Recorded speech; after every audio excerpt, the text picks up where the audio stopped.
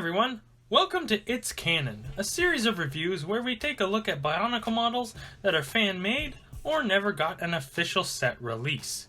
Today we're taking a look at the Metru Mantis, originally designed in 2004 by Eric Richter, and was entered in the Rahi Building Challenge, where it was declared one of the winners and became canonized within the Bionicle story. Before we get into the review, quick disclaimer. Any or all of these Canon models are open to inaccuracies. I try my best to build these as accurate to the source pictures as possible. If you want to build this model, instructions will be linked in the description below. So without any further ado, on to the review. The Metru Mantis is a Rahi created by the Makuta using viruses and liquid protodermis, where they act as pest control creatures, able to clear out insectoid Rahi that Matoran often find to be irritating. They are also nocturnal, hunting at night. The Metru Mantis are not inherently dangerous creatures, but when provoked, they become territorial and very dangerous, able to use their bladed forearms to attack at high speeds, injecting a sedative-like venom that kills their prey. And finally, in story, these creatures stand about 6 to 8 feet high.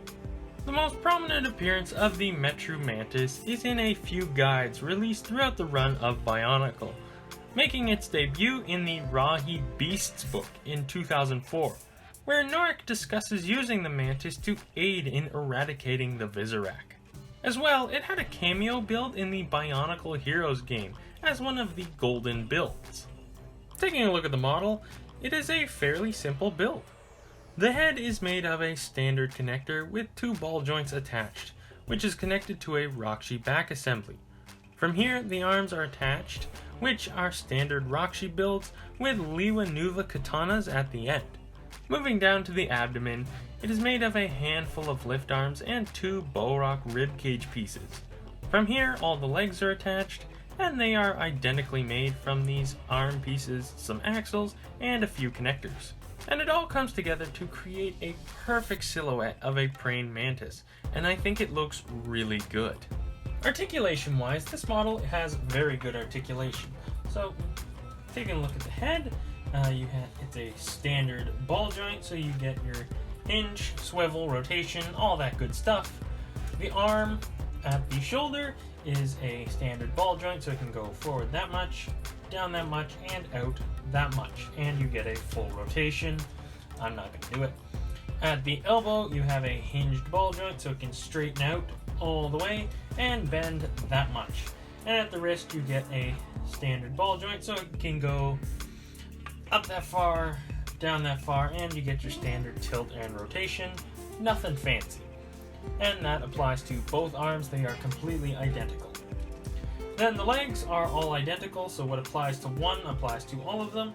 So you get a standard ball joint here, so hinge, rotate, tilt, all that good stuff. And at the ankle, you also get another ball joint, so you can hinge, rotate, tilt, all that good stuff. So this model can pull off any pose that it really needs. It's very well articulated for its size. So yeah, this model is really great, though it has one key issue. The connections at the abdomen are extremely tight, almost to the point where I would consider this an illegal connection, requiring you to put the 3 long pins under quite a bit of stress to properly get it together.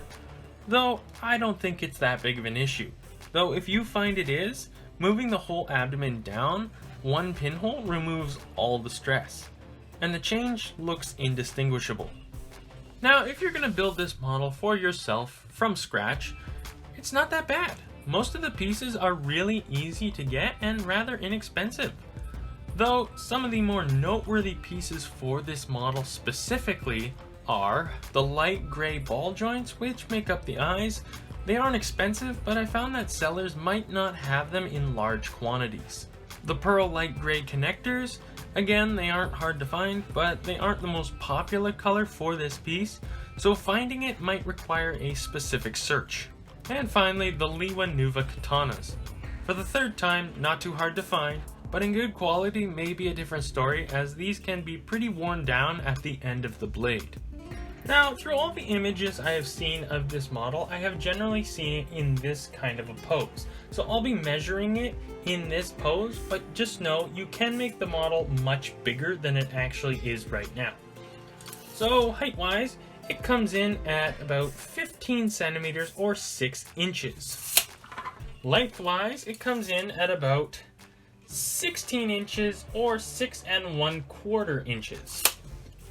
Size comparison wise, here it is next to a Mata, a Metru, and of course an Anika. Here's the Metru Mantis next to a standard minifigure. Here's the Metru Mantis next to the Tatarok. And finally, here's the Metru Mantis next to my previous It's Canon video, the Iron Wolf. The Metru Mantis is a simple Rahi that packs a big punch. Do I recommend it? Yes. It's small, simple, and easy to collect parts for, making it a great piece that doesn't crowd a shelf. And it almost feels like a real set. That's how simple and intuitive this model is. So that's the Metru Mantis. Thank you for watching. Don't forget to subscribe so you can stay up to date with all my latest videos, including my It's Canon series. Also, take a minute to check out my DeviantArt page, where I have tons of instructions for Canon models, mocks, and much more. Again, thank you for watching, and I will see you all next time.